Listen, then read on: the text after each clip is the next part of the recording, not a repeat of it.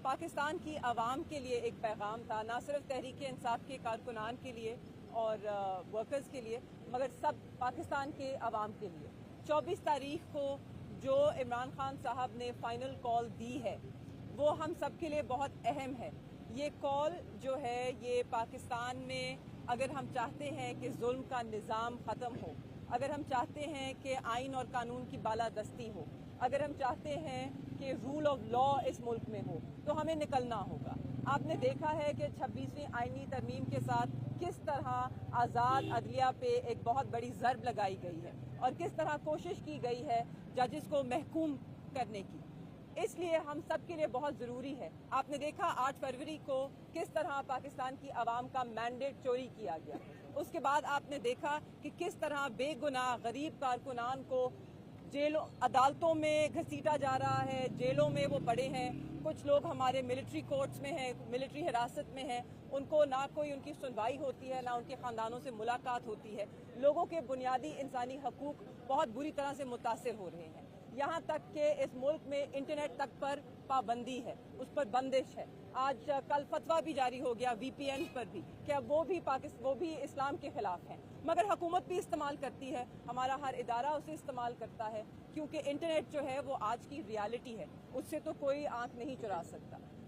रियासत ने फैसला करना है, हुकूमत ने फैसला करना है कि वो पाकिस्तान को कहाँ लेके जाना चाहते हैं। वो पाकिस्तान को पीछे धकेलना चाहते हैं या पाकिस्तान को तरक्की याफ्ता मुल्क बनाना चाहते हैं। उसके लिए हमें अपनी इस्लाह करनी होगी, हमें अपनी सिमत दुरुस्त करनी होगी, मगर उसके लिए पाकिस्तान की आवाम एक अहम किरदार अदा कर सकती है।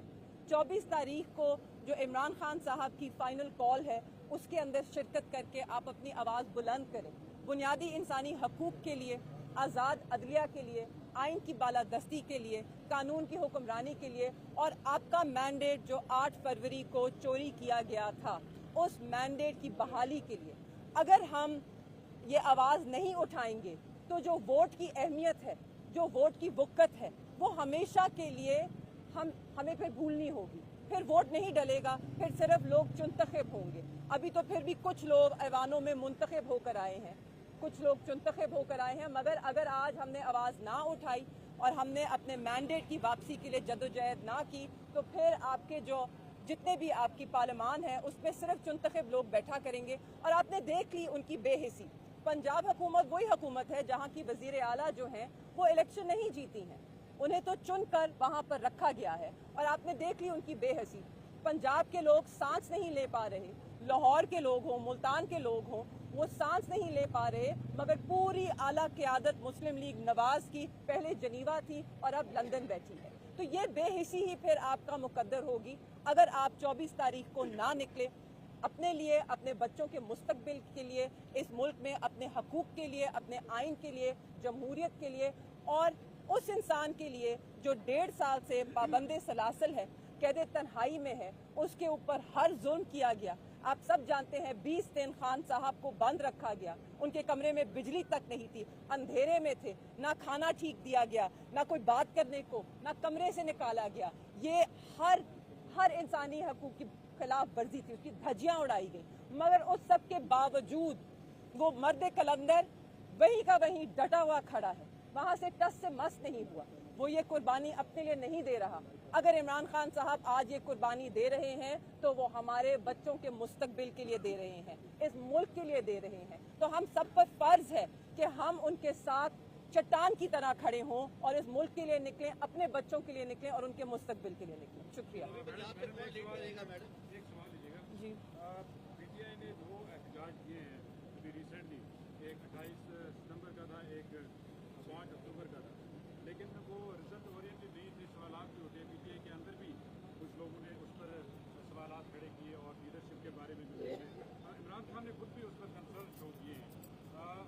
अब चूँकि उन्होंने फाइनल कॉल दी है, अगर ये एहतजाज भी रिजल्ट ओरिएंटेड नहीं होता तो फिर तो इमरान खान या उनकी पार्टी के पास कोई ऑप्शन नहीं बचेगा। जी, इसमें रिजल्ट ओरिएंटेड का सवाल नहीं है, क्योंकि अब जो अहकामात हैं वो बिल्कुल वाज़े हैं। हमने ना सिर्फ 24 को निकलना है और इस्लामाबाद का रुख करना है, जब तक हमारे मुतालबात पूरे नहीं होते हम यहीं पर रहेंगे, कोई अपने घरों को नहीं लौटेगा। तो आपको उसका रिजल्ट तो आपके सामने होगा। अब मेरी उम्मीद है کہ हुकूमत किसी जमहूरी सोच का इजहार करेगी और वो कल से सेक्शन 144 नहीं लगाएंगे, हमारे वर्कर्स के घरों पे छापे नहीं पड़ेंगे, हमारे घरों पे छापे नहीं पड़ेंगे, लोग जाली पर्चों में उठा लिए नहीं जाएंगे, लोगों को ये हक ज़रूर दिया जाएगा कि वो पुरअमन एहतजाज कर सकें।